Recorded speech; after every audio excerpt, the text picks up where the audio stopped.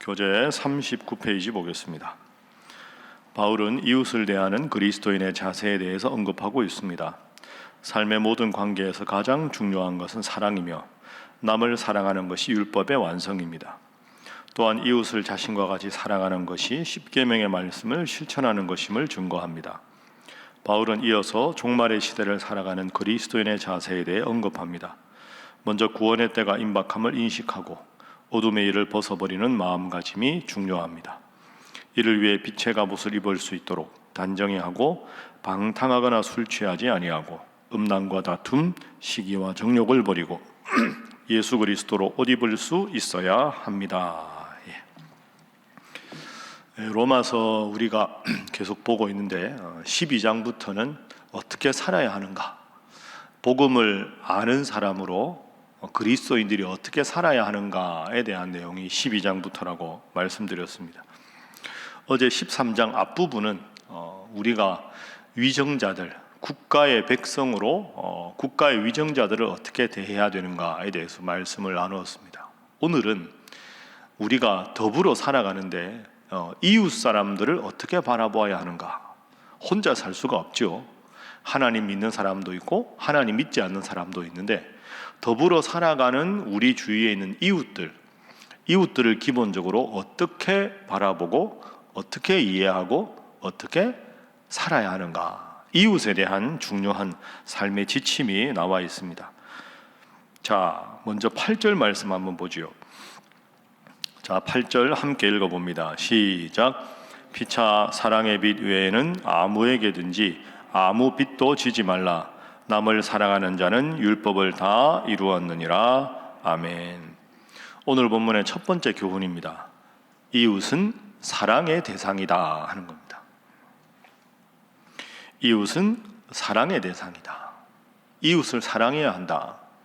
우리 예수님 말씀하신 대로 구약 율법을 딱 두 가지로 요약하면 하나님 사랑, 이웃 사랑 이렇습니다.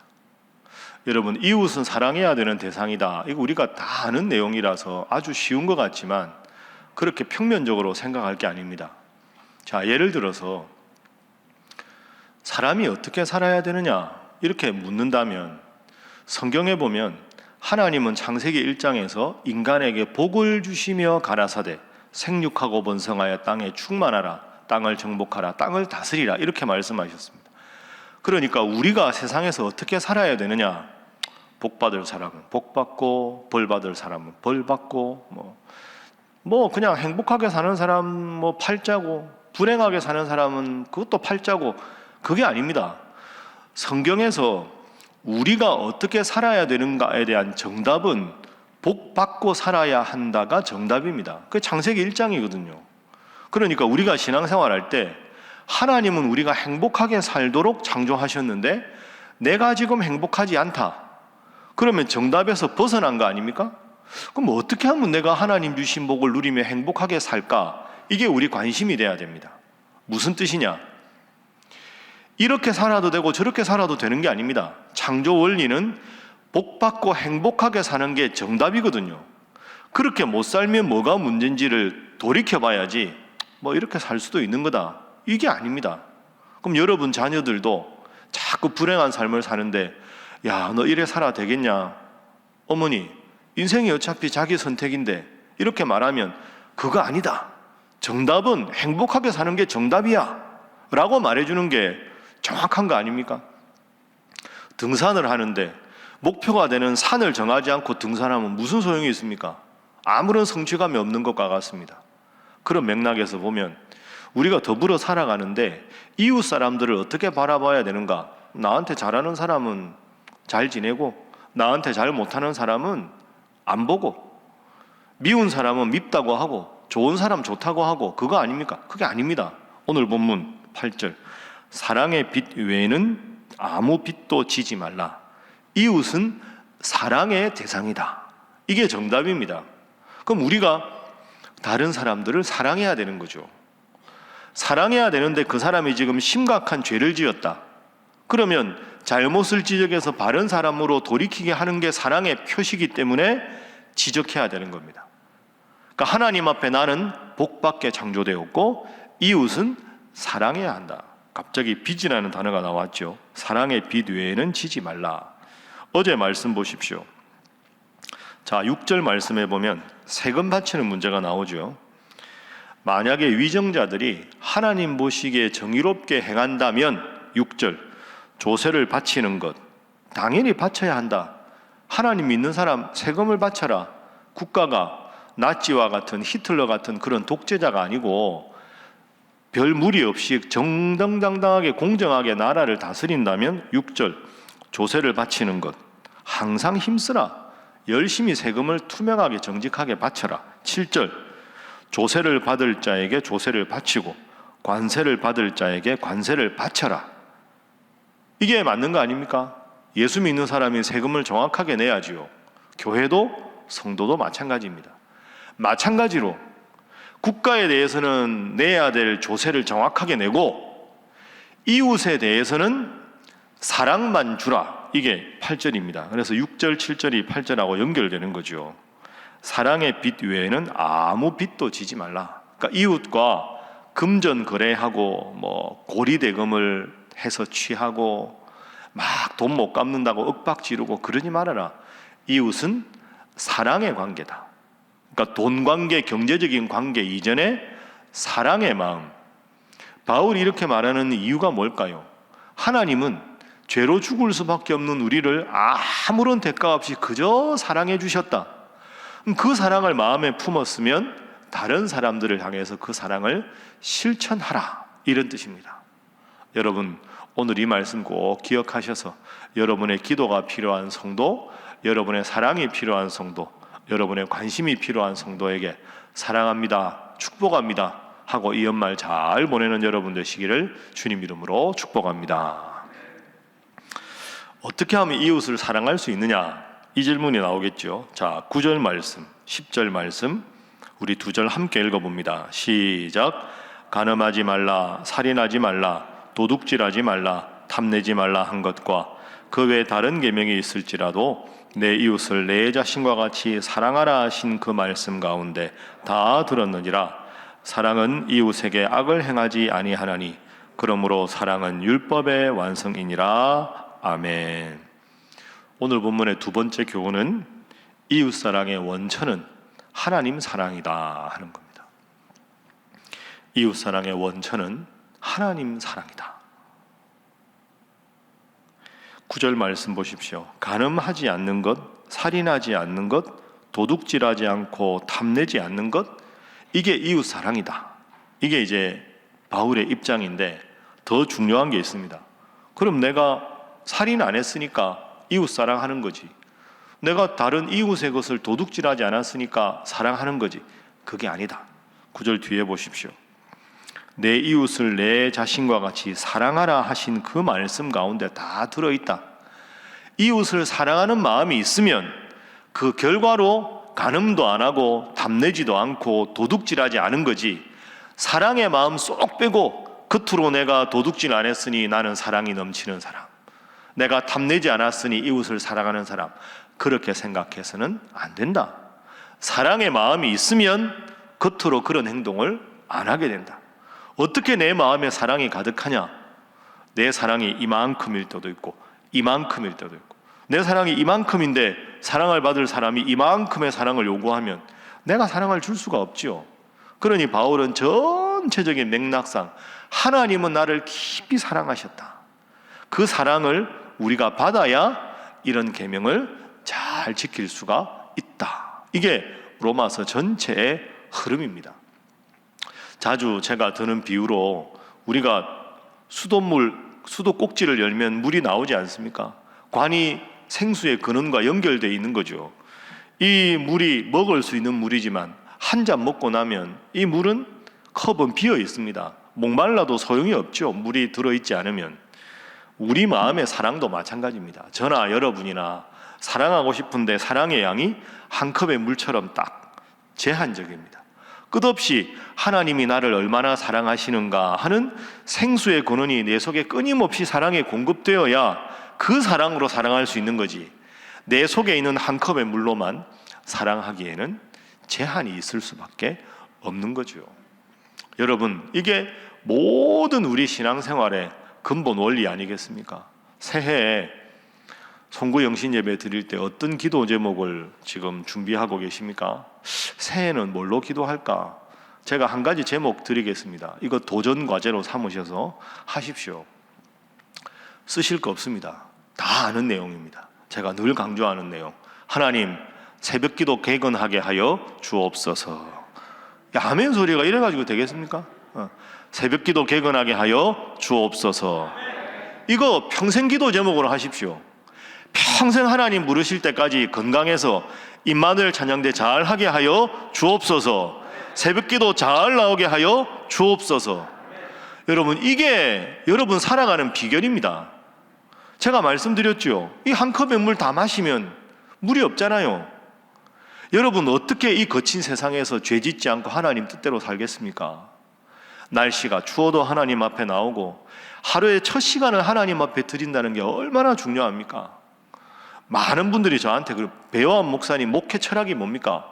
목회에서 제일 강조하는 게 뭡니까? 제가 제일 강조하는 거 중에 하나 새벽기도입니다.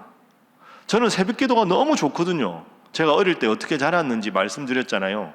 저는 새벽기도 나오는 게 너무 좋습니다. 새벽기도 누가 만들었나? 피곤한데 예수님이 만들었죠. 마가복음에 새벽 오히려 미명에 예수님이 한적한 곳에 나가 기도하셨다. 그 새벽기도 열심히 나오는 게 예수님이 하신 일을 따르는 일입니다. 얼마나 좋습니까? 뿌듯하지 않습니까, 여러분? 눈 딱 떠서 맨 첫 시간을 하나님 앞에 드리고 말씀 읽고 말씀 붙잡고 기도하고 하루를 시작한다. 하나님이 얼마나 기쁘게 보시겠습니까? 그 하나님 주신 말씀이 있고 그 하나님 주신 기도 제목이 있어야 우리가 하루를 승리할 줄로 믿습니다. 그게 계속 되어야 영적인 기초 체력이 튼튼해지는 겁니다. 주일 예배 한 번 드린다고 영적인 기초 체력이 튼튼해지겠습니까? 매일 새벽기도 나와서 나도 모르게 영적으로 말씀으로 무장하고 하나님 사랑하는 마음이 가득해야, 옛날에는 이 정도 힘든 문제면 고꾸라졌는데 이제는 영적인 기초 체력을 이만큼 키우니까 어떤 문제가 나와도 다 극복할 수 있는 거죠.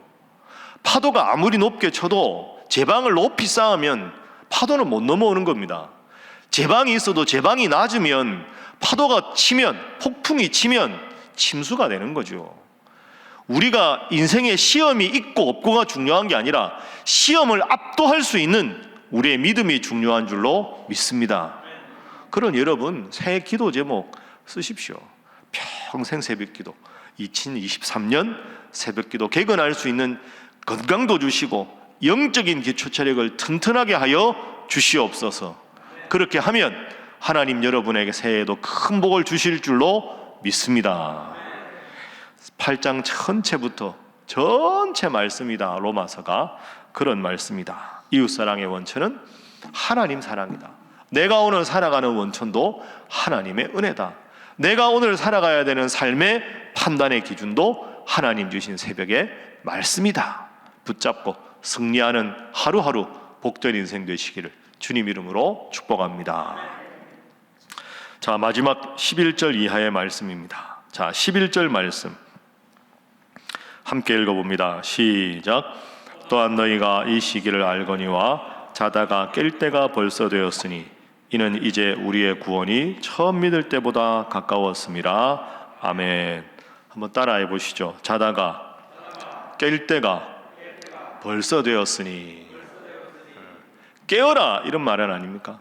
바울이 자기가 회심할 때보다 예수님 재림이 더 가까이 왔고, 바울이 사도로 활동할 때가 예수님 재림이 언젠지 모르지만 더 가까이 왔다. 자다가 깰 때다.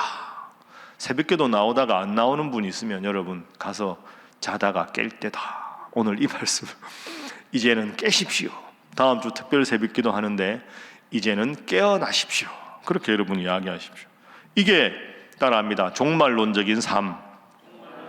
한 번 더 할까요? 종말론적인 삶. 아유, 목사님 자다가 깰 때가 벌써 됐다고 한 지가 2000년이 넘었는데 예수님이 아직 재림 안 하셨는데 뭐 또 하겠습니까?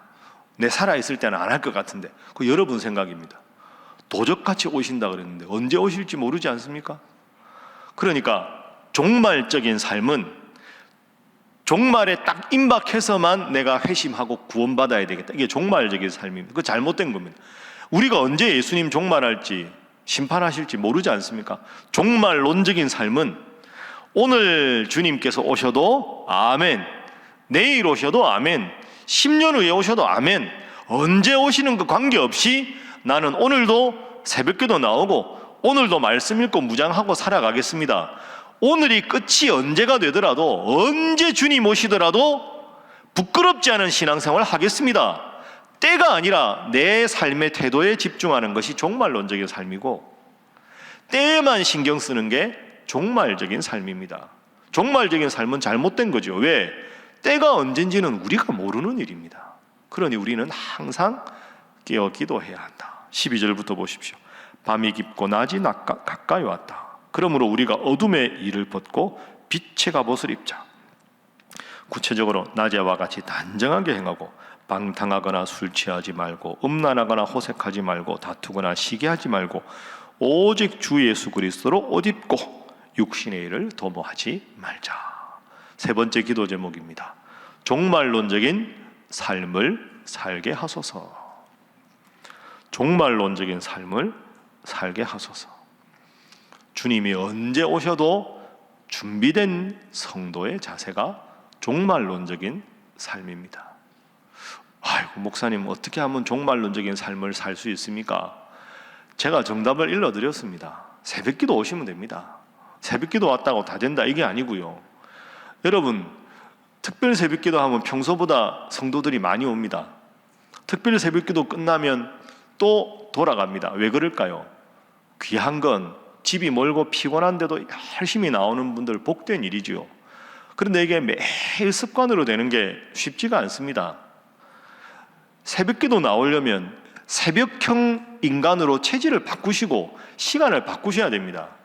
일찍 딱 주무시고 나는 새벽기도 때 가장 맑은 영적인 상태를 유지한다, 이렇게 생각해야지. 이를 악물고 밤 12시 1시에 자고 특별 새벽기도 하러 오면 그날 아침 먹고 나면 비몽사몽 이게 뭐가 낮인지 밤인지 그거 안 됩니다. 딱 새벽형으로 삶의 패턴을 바꾸는 거죠. 그런 게 다 종말론적인 삶의 태도입니다. 오늘 하루도 여러분 이 추위를 뚫고 승리하셨습니다. 열심히 기도하시고 새벽기도 개근하시고, 그래서 새벽마다 우리 신일교회 성도들이 열심히 모여서 나라를 위해서, 민족을 위해서, 교회를 위해서, 가족들의 구원을 위해서, 이웃의 구원을 위해서, 여러분 각자를 위해서 기도해서 더욱더 하나님 앞에 복받고 부흥하는 여러분 되시고 우리 신일교회 되기를 주님 이름으로 축복합니다.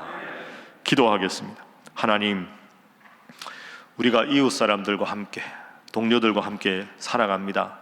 사랑의 대상임을 기억하고 그럼에도 불구하고 나를 사랑하신 사랑으로 그들을 사랑의 마음으로 대하게 하여 주시옵소서.